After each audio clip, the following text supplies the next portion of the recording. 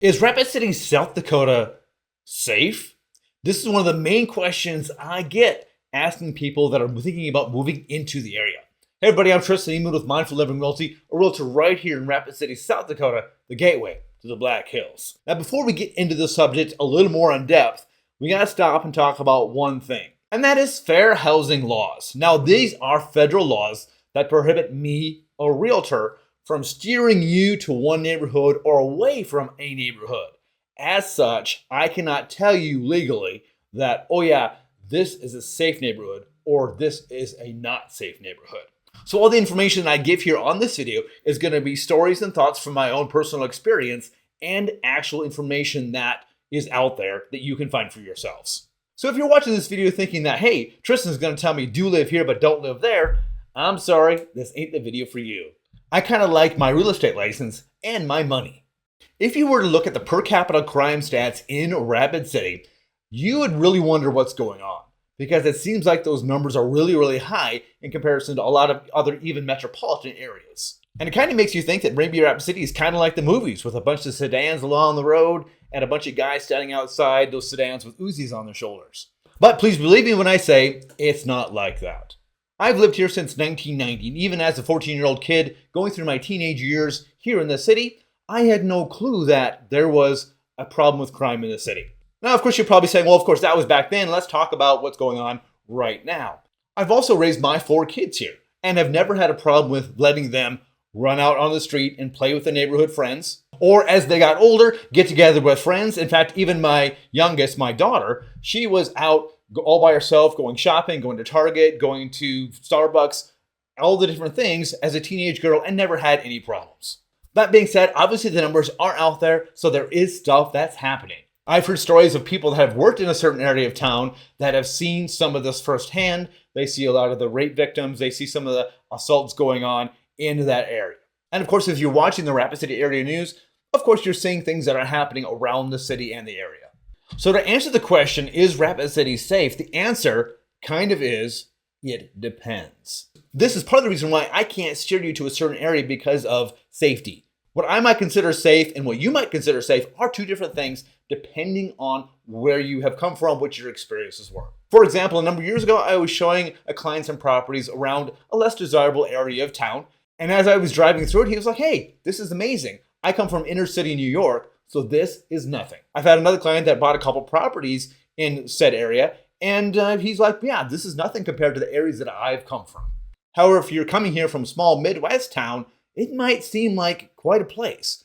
To illustrate this point, it was kind of funny. My daughter was a freshman at South Dakota School of Mines, and we had to go stay at the dorms because we wanted to make sure that she had, the full college experience. And there were a number of guys in the class that were, you could probably safely classify them as cowboys. And they were telling the girls, now you be careful. It's dangerous out there. You make sure that wherever you go out, that you have us walking with you. And my daughter was kind of like, what are you talking about? I walk around by myself all the time. So it really does a great job of showcasing the different opinions based upon where you come from and what you're expecting. I know some people that don't lock their cars and other people that moved here, got a rental, and was really disillusioned about the area. I did have an opportunity to talk with the mayor of Rapid City last year, where we talked about crime, we talked about the crime numbers, we talked about homelessness, we talked about all the things. You can watch that video right here to see his vision and thoughts for the future. Now, anything on this subject that I might say, you may be like, wait, you've lived there too long, you're jaded, you just don't know what's going on, plus you're trying to sell me a house, right? So you're just going to tell me whatever you want. So I asked a client of mine that came from the Chicago, Illinois area to visit with me about his thoughts on crime in our area.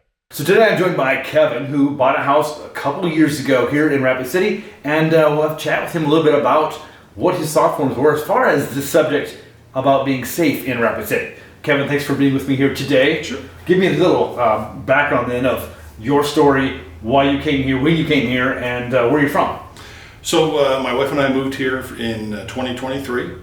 I had retired after working for a corporation in the state of Illinois, and we lived in the northern suburbs of Chicago in Illinois. Was looking for a place to move. Was growing rapidly concerned about the safety in Illinois as one of those issues, but also just looking for a good place that would meet our retirement needs. Right. Now that you're here, and the main reason, of course, I'm asking you these questions is because you did make a couple comments on some of my Instagram posts. So tell me what you feel about crime and safety here compared to where you were in Illinois. So I think the big difference is there's a lot more interest in law enforcement. There's certainly much stronger support for law enforcement out here in Rapid City. I think police and first responders everywhere just do a thankless job. But I think in places where we lived in Illinois, their hands were tied. They implemented no cash bail, so they were just throwing the problem that the police were trying to reduce right back out onto the streets, and they were reoffending very frequently in many cases. Out here, what I've noticed, and I was actually following crime and news for a couple of years before we even moved out here, subscribed to the paper, subscribed to Facebook posts of the things happening in the city. Yeah. And what struck me was if something large or big happened, one, it was shocking to people, Correct. especially if you got into something that was someone was physically harmed. People were concerned about it. It was not normal. I also noticed that the police, whether county, Rapid City, whomever, seemed to get suspects, if not the actual criminal, arrested very quickly. They just seem to have their thumb on the pulse of the bad actors in the area. And some of that could be just because there's not maybe as many people here. Right. But in Illinois, there just seems to be things that just get kind of pushed to the side. It's not important enough to us. And I always tell people the story. If you watch the news in Chicago, the first 10 minutes talks about shootings and stabbings and carjackings, and it's become normalized. And out here, it's not normalized. People don't want that to be normalized. And that was just very appealing to us before we even found a place out here of, hey, something happened and look, they've got their man within 2 days or 3 days. They obviously don't always get the other person, it doesn't happen that quickly. But there seems to be just much more focus and support from the community for the police to do their job and let the court systems then work from there. Yeah, right. So how do you feel, and I know that one of our bigger issues is homelessness and the panhandling downtown. Mm-hmm. How do you feel walking downtown? And talk to me a little bit about what your thought forms on that situation.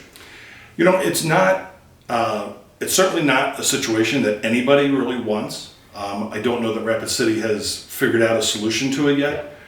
I will say that even though there is a presence that you do see from time to time, or panhandlers at a traffic light, I don't feel necessarily threatened by them. I think it's more of, hey, we're looking for a handout. And certainly you have people who are doing it because it's a chosen way. There's people who are clearly on record in many places where they make a good living doing that.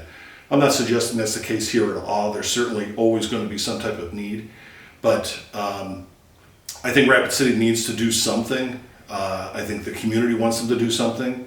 I think they've made some really good steps in encouraging people to not give directly to panhandlers, but to give to the organizations that are in place to provide those social services that they need, whether it be housing or food, job training, clothing, and whatnot. But I think they just need to kind of take that next step before it gets to a point where it really becomes problematic. Right. Which admittedly, we need more of those services in Rapid City. And I know I just saw a Facebook post recently about a basically a halfway house scenario where you're getting it from off the streets into moving forward. Right. And the other thing I've noticed is I was following a account from a lieutenant, a police officer here in town, and he showed here's what happened. You gave cash to so and so. Here's what she bought with it, and now I'm arresting this person Exactly. because of all this. Exactly. So while I guess I couldn't agree with you, is while downtown you kind of feel that presence, I don't know that I feel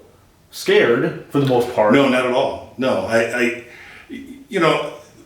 there's clearly always going to be a need, and those social services certainly need as much support as possible. I would like to be able to see more data that shows how effective those social services really are. How are they moving people through that process and off so that they then can live a very fruitful life? I know there was one story, there was a housing organization downtown that had their lease wasn't renewed. I forget the name of it. Yeah. But I remember there was one gentleman who told his story, and it was interesting because it sounded like a country song. He got a new job and he was recently married, and he had a dog, and he moved out into the area, and then he lost his job, and he got divorced, and he basically fell on hard times. Yeah. But he was also someone who didn't accept that, didn't want to do that, and he utilized the social services that were there, including the housing and the job recruitment opportunities, and basically got through that process rather quickly. And I think those are stories that probably need to be highlighted, but I think they also need to highlight the fact that there's individuals who it's just become more of just that lifestyle, and they don't want out of it. That's where they get their money. Right, and you'll get arguments for people saying, "No, that's not the case." There are, and just sadly, because just for a multitude of reasons and decades through their life of whether it was a poor upbringing or poor parenting or bad decisions or criminal thing, whatever it may be, just hard time, desperation. Yeah, right. But I think that would be helpful to people, and I think it would actually encourage people to support the social services more if they understood a lot of the success stories coming out of it, but also just a realization that they need to take a different approach to folks who don't want to actually get off of those processes.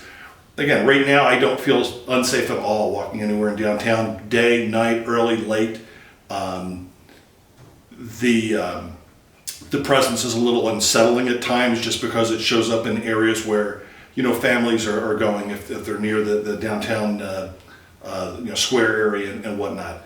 But I've seen what it is in other places, and especially in places that really don't seem to care. And I'll use Illinois as an example. It's beneficial to the politicians there to continue to have that and say, hey, we're going to fix it, but they never really do. And I do really feel at heart the current mayor and a lot of the other political figures here in the county and city of Rapid City, they want to do something to fix it, but I think it's a two-way street to a certain extent, and they just need to figure out, hey, we're the people we need to that want to be able to be helped. We absolutely have to be able to help them, and they're going to have to figure out something else for those that are just in a little bit of a different situation. That's just not going to be that streamlined, and I don't have the answer, to that. I don't think anybody does, but I think in general the community supports. Hey, let's get this fixed. Let's get this cleaned up. If there's services that are going to be beneficial without and going to help overall improve the conditions for people living in the city of Rapid City, they're all for it. Right. And I don't know if I mentioned, but just the no catch bail in Illinois, that was always problematic. I think just the support of the police. It's different here. I say sometimes that Rapid City, South Dakota is a bit of a throwback. Where I grew up, and I think a lot of people, you grew up in the 70s and whatnot. Right. Patriotism was a cool thing. It was fun. 4th of July, and it was families, and you had picnics and parades and whatnot. You look forward to those things. And I don't know if it was just an Illinois thing or it's not to get too political, but Democrat thing, but it was just you couldn't. Those things just weren't as important. And what I've noticed out here is people love the country, people love the state, people love the city. They want it to do well. It just feels like kind of stepping back into that a little bit for me. Having lived in Illinois and where I grew up on the East Coast outside of Philadelphia, it was just very, very different. So it's refreshing to me personally to be able to see people excited about those types of community events and how well their community is doing, and to not be afraid to be vocal that, hey, when something's not working right, that, hey, we need to fix it. Whether that's asking for assistance from whatever level of government or police authority, to getting involved. There just seems to be a large amount of that community involvement, and hey, we'll all pitch in and do it. And it's just a little bit I just use that term, a throwback feel, but that's just how it just feels to me. Right. Well, then when you have that community feel, then that's a little more of people helping people.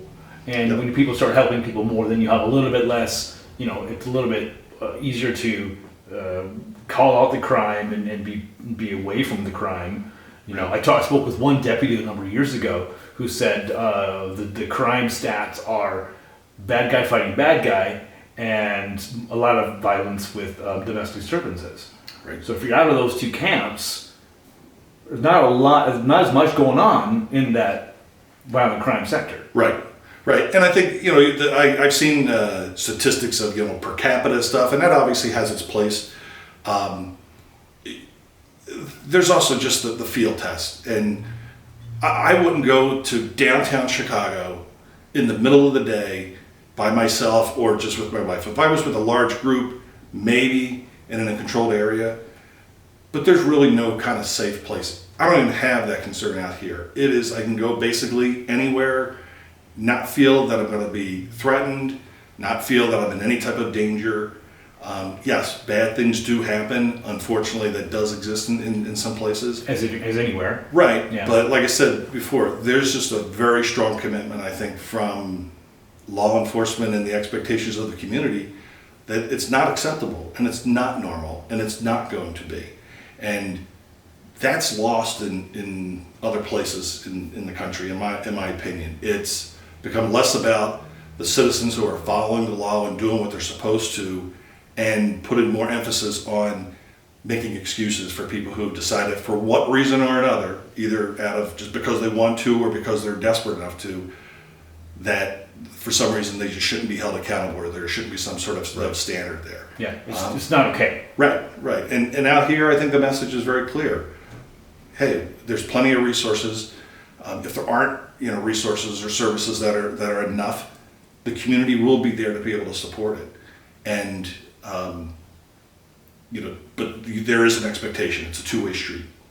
Rapid City did rank in the top 100 safest cities in the U.S. However, that ranking was about 92 out of 180, so it's definitely nothing like in the top 10 or anything like that. However, it was also reported that in 2024, there's a 26% decrease in violent crime in our city since 2020. And Pennington County, the county that Rapid City is the seat of, has seen a 40% reduction of violent crime in the area as well. So that's definitely seeing things going in the right direction. But finally, to determine if Rapid City is right for you, you really need to come visit. Check it out, be in the stores, be in the streets, get a feel for what it feels like to be here in Rapid City to determine if you feel safe in our area or not. I'll also put the mayor video right here so you can watch that and get more information on this subject. Thanks so much for watching. Have an amazing day. And remember, love where you live.